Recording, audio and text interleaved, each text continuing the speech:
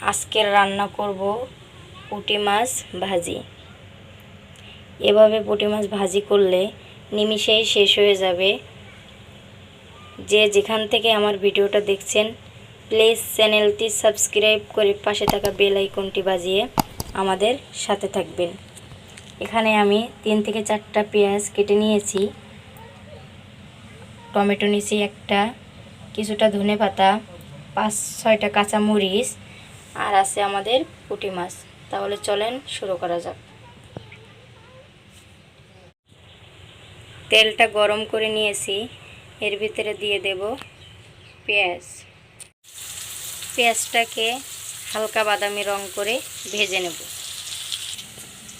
পেঁয়াজটা ভাজা হয়ে গেলে 1 চামচ লবণ, হালকা একটু মরিচের গুঁড়ো, 1/2 চামচ হলুদ, আর এখানে বাটা মশলা আছে 1 চামচ জিরা, 1 চামচ আদা, 1 চামচ রসুন, 1 চামচ পেঁয়াজ একসাথে বেটে নিয়েছি।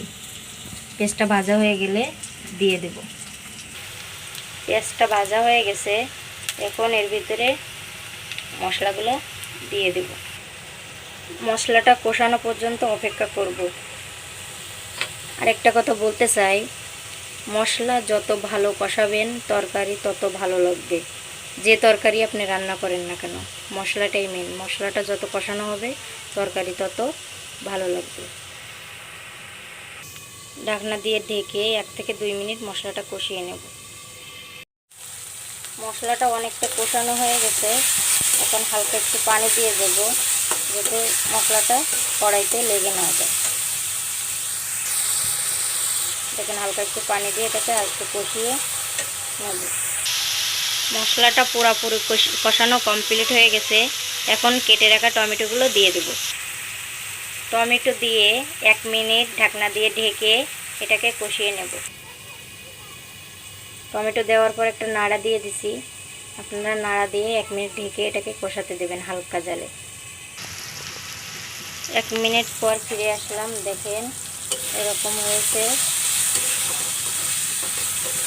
হালকা একটু নরম হয়ে গেছে টমেটো।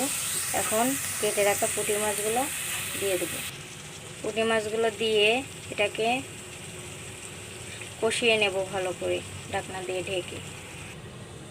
ঢাকনা দিয়ে ঢেকে 1 থেকে 2 মিনিট কষিয়ে নেব। খেয়াল রাখতে হবে যেন কড়ার নিচে লেগে না যায়। ঢাকনা খুলে এটাকে নাড়া দিয়ে দিলাম। এখন আবার ঢাকনা দিয়ে ঢেকে কিছুক্ষণ রান্না করব। 1 মিনিট পর ফিরে আসলাম, এখন এর ভিতরে কাঁচামরিচগুলো দিয়ে দেব। মরিচগুলো দিয়ে দিয়েছি, এখন এটাকে নাড়া দিয়ে আরও কিছুক্ষণ ঢেকে রান্না করে নেব। লো হিটে দিয়ে কিছুক্ষণ ঢেকে রান্না করে নেব। এটা খুলে দিয়েছি, এখন এটাকে নাড়া দিয়ে দেব। নাড়া দিয়ে দিয়েছি, এখন পানি দিয়ে এটাকে ভালো করে কষিয়ে নেব। পানি দিয়ে দিয়েছি, এটাকে ঢেকে কিছুক্ষণ রান্না করার পরে আরেকবার নাড়া দিয়ে পানি শুকানো পর্যন্ত অপেক্ষা করব। 2-3 মিনিট জাল দেওয়ার পরে ঢাকনা খুলে নাড়া দিয়ে দিছি। এখন এই পর্যায়ে এসে ধনেপাতাগুলো দিয়ে দেব। ধনেপাতাগুলো দিয়ে এটাকে ঢাকনা দিয়ে ঢেকে আরও কিছুক্ষণ রান্না করে নেব। পানিটা অনেকটা শুকিয়ে গেছে, আরও কিছুক্ষণ জাল করে নেব।